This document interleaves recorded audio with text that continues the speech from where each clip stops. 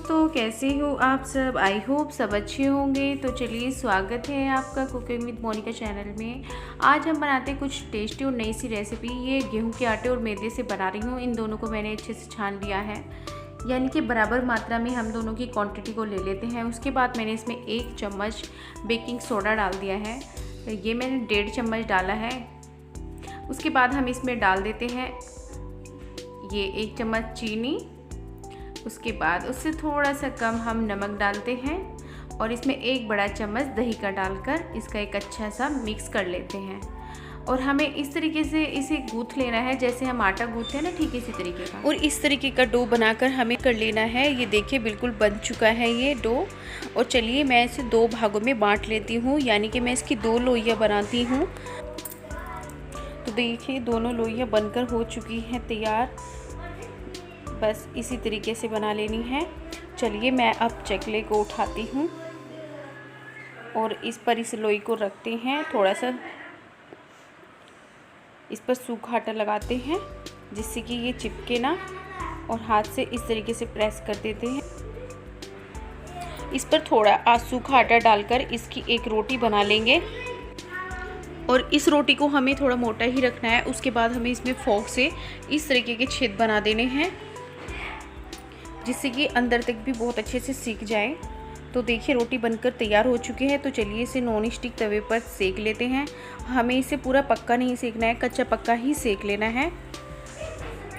तो मैंने दूसरी भी रोटी बनानी स्टार्ट कर दी थी और इसको भी इसी तरीके से हल्का मोटा बना लेते हैं और फोक की मदद से इस पर भी थोड़े छेद कर लेते हैं। तो देखिए इधर ये एक साइड से सीख चुकी है। तो चलिए इसको पलट कर मैं आपको दिखाती हूँ। तो देखिए दूसरी साइड से हमने इसको पलट लिया है। इस तरीके से दोनों साइड से हमें इसको हल्का ही सेकना है और इस तरीके से अलट पलट करके अच्छे से सेक लेते हैं। चलिए इसको उतार लेंगे। अब हम इस पर दूसरी रोटी जो हमने बनाई है वो इसके ऊपर डाल देते हैं। ये देखिए इसको भी इसी तरीके से सेकना है। और भाई मैंने इससे ये बनाया था तो एकदम बहुत ही टेस्टी बनकर तैयार हुआ था ये हमारा पिज़्ज़ा। तो मैं इस पर ये सोया सॉस डाल रही हूँ। मेरे पास बोतल वाला तो ख़त्म हो चुका था, तो मैंने पाउच मंगवाए थे। तो 2 पाउच मैंने एक पिज़्ज़ा के ऊपर आराम से लग गया था। ये देखिए अब मैं इस पर दूसरे वाला डाल रही हूँ। उसको अच्छे से फैला देना है। तो चलिए मेरे पास थोड़ी सी मेयोनीज़ रखी थी तो वो भी मैं इसके ऊपर डाल देती हूँ 1 चम्मच। तो इसे भी हम चम्मच से इसी तरीके से फैला देंगे। बहुत ही सिंपल और आसान तरीके का पिज़्ज़ा है ये, पर स्वाद इसमें बहुत ही टेस्टी आएगा कि आप यकीन नहीं मानोगे कि झट से ऐसे फिनिश हो जाएगा ना। जब आप एक बार इस तरीके से बनाओगे आपको पता भी नहीं चला। मतलब बनाने में थोड़ा समय लगता है, लेकिन भाई जब हम खाते हैं तो कैसे फिनिश हो जाता है पता नहीं चलता। तो इधर मैंने इसके ऊपर मैं डाल देती हूँ कद्दूकस करके चीज़। तो चीज़ हमने पिज़्ज़ा के ऊपर बहुत ही भर भर के डाला था, क्योंकि पिज़्ज़े का स्वाद तो चीज़ से ही ज़्यादा आता है, तो इसलिए चीज़ तो ऑप्शनल है। ये सभी जगह अच्छे से डाल देती हूँ इसको, ताकि ये जब मेल्ट हो जाए तो सभी जगह चीज़ की जो है अच्छा सा फ्लेवर आए और खाने में एकदम चीज़ी भी लगे। तो मेरे पास तो चलिए अब इसके ऊपर पनीर रख देते हैं। तो पनीर को जो मैंने पहले ही मसाले में कोट करके रखा था, हल्का सा रोस्ट कर लिया था घी में। और ये इससे क्या होता है ना कि पनीर का स्वाद बहुत अच्छा आता है।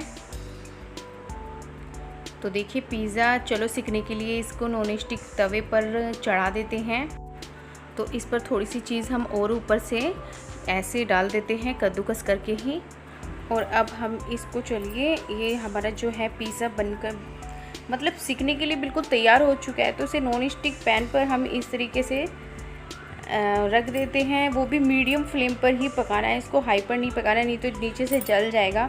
और मैंने इसको प्लेट से ढक दिया था। उसके ऊपर मैंने एक भारी चीज़ रख दी थी ताकि अच्छे से जो है ना इसकी गैस बाहर ना निकले और अच्छे से पक जाए। तो चलिए मैं आपको दिखाती हूँ कि 5 मिनट में ही देखिए कितने टेस्टी बनकर तैयार हुआ था ना। और देखो चीज़ देखो कैसे मेल्ट हो चुकी है और ये बहुत ही बढ़िया और एकदम बहुत अच्छी खुशबू की आ रही थी।